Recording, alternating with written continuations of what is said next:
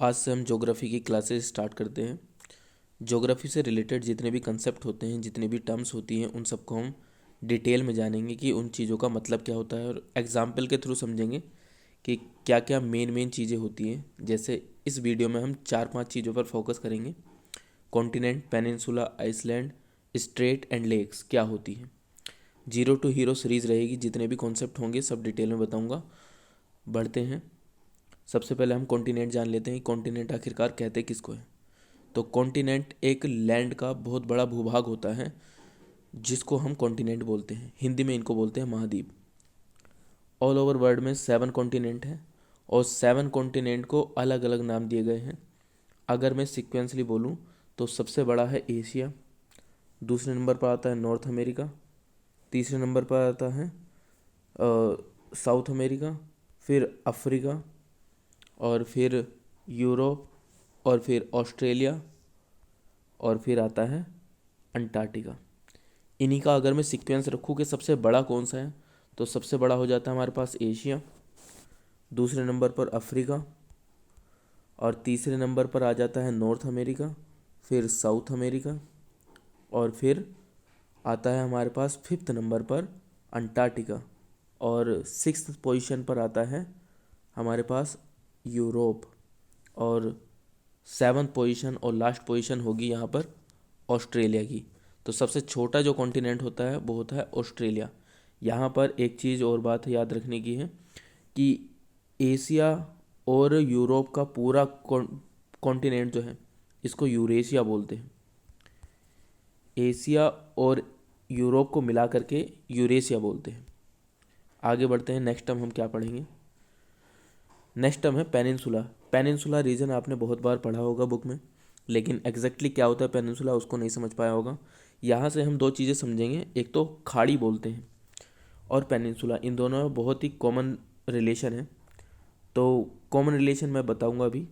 तो देखो, जिस तरीके से हम देखते हैं, जो वाटर बॉडी एक साइड से लैंड से घिरी हुई होती है, कहने का मतलब ये है कि वो लैंड एरिया जो 3 साइड से पानी से सराउंडेड होता है, चारों 3 साइड से उस पर पानी होता है और एक साइड से लैंड एरिया होती है, उसको बोलते हैं हम पेनिनसुला। इसके जस्ट अपोजिट, जिस लैंड एरिया को पानी घेरता है 3 साइड से, उसको तो पेनिनसुला बोलते हैं, लेकिन जिस पानी को 3 साइड से लैंड एरिया घेरती है उसको बोलते हैं हम खाड़ी। जैसे bay of Bengal, bay of Bengal को अगर हम देखेंगे इंडिया के मैप में, तो इधर से इंडिया घेरता है और ऊपर से म्यांमार और इधर से ये थाईलैंड वगैरह आ जाते हैं। तो इस तरीके से 3 साइड से सराउंडेड हो जाती है वाटर बॉडी, तो इस वजह से उसको बे ऑफ बंगाल बोलते हैं। पेनिनसुला रीजन, इंडिया एक पेनिनसुलर रीजन है। 3 साइड से पानी से घिरा होता है। नीचे वाला जो पेनिनसुलर पार्ट है, जो इंडिया का नीचे वाला ये वाला पार्ट है, तो इसको हम पेनिनसुलर रीजन बोलते हैं इंडिया का।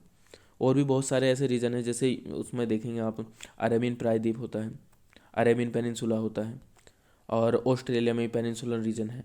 लगभग हर एक कंट्री जो वाटर बॉडी शेयर करता है उनके पास पेनिनसुलर रीजन होता है, जो 3 साइड से वाटर बॉडी शेयर करता है। आगे आगे पढ़ेंगे हम आइसलैंड। आइसलैंड में आप लोग जानते होंगे कि आइसलैंड एक भूभाग होता है, एक लैंड एरिया होती है जो पानी से उठा हुआ होता है और चारों साइड से घिरा होता है पानी से। अब इसको किस तरीके से समझेंगे, इसका एक एग्जाम्पल मैं साफ साफ तरीके में बताता हूँ कि ग्रीनलैंड, ग्रीनलैंड जो है सबसे बड़ा आइसलैंड है ग्रीनलैंड। और ग्रीनलैंड पर जो है किस देश का कब्जा है, उस पर है डेनमार्क का। तो ग्रीनलैंड पर डेनमार्क का कब्जा है और वो सबसे बड़ा नॉर्थ हेमिस्फीयर में आता है और सबसे बड़ा वो आइलैंड है। तो जो भी वाटर बॉडी से उठ करके ऊपर ग्रीन लैंड एरिया बन जाती है उसको बोलते हैं हम आइलैंड। ऐसे बहुत सारे भूभाग हैं। जैसे इंडिया के पास लगभग 247 के आसपास भूभाग हैं, आइलैंड है, जिनमें से कुछ तो 240 के आसपास तो है अंडमान निकोबार में, और कुछ है लक्षद्वीप में।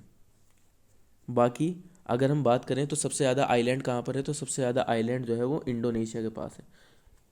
एक चीज़ और यहाँ से समझ सकते हैं हम, जो ज्वालामुखी होती है, ज्वालामुखी को विस्फोट होने के लिए सबसे बड़ा रोल प्ले करता है आइलैंड। आइलैंड पर ही ज़्यादातर ज्वालामुखी विस्फोट होते हैं, चाहे वो किलायू माउंटेन हो या फिर कोटोपैक्सी हो या फिर जो बैरन द्वीप है इंडिया के पास है, या फिर माउंट एटना है इटली में। तो इन सब में एक चीज़ें कॉमन मिलेगी, ये सारे के सारे वाटर बॉडी के नज़दीक होते हैं, तभी इनमें विस्फोट होता है। तो आइलैंड भी समझ गए होंगे, और सबसे बड़ा जो आइलैंड है वो ग्रीनलैंड है। आगे आगे आता है स्ट्रेट। देखो स्ट्रेट किसको बोलते हैं? स्ट्रेट उस एरिया को बोलते हैं जो बड़ी दो वाटर बॉडी को जोड़ने का काम करती है। एक नैरो पासेज होता है वाटर का। तो यहाँ पर आप देख सकते हैं ये वाटर का एक नैरो पासेज है, और इधर मेडिटेरियन सी है और इधर अटलांटिक सी है, और इन दोनों को जोड़ने का काम कर रही है। इसके जस्ट अपोजिट अगर हम एक चीज़ और देखें तो ये दो लैंड एरिया को डिवाइड करने का काम करती हैं। इधर आ जाता है हमारे पास यूरोप, यूरोप का आ जाता है इधर स्पेन कंट्री, और इधर आ जाता है मोरक्को। मोरक्को अफ्रीका का है। तो ये दोनों कॉन्टिनेंट को सेपरेट करती है स्टेट ऑफ जिब्राल्टर। तो बहुत सारी ऐसी स्टेट है, एक सेपरेट वीडियो में बना दूंगा कि कौन कौन सी स्टेट होती हैं, जैसे state of Malacca, state of सुंडा, स्टेट ऑफ फेरिस और स्टेट ऑफ बोरिंग। बहुत सारी स्टेट हैं, तो इन सब के बारे में भी हम पढ़ लेंगे कभी। तो आगे फ़िलहाल हम इन चीज़ों को समझ लेते हैं कि क्या मतलब होता है इनका। लास्ट वन आता है लेक।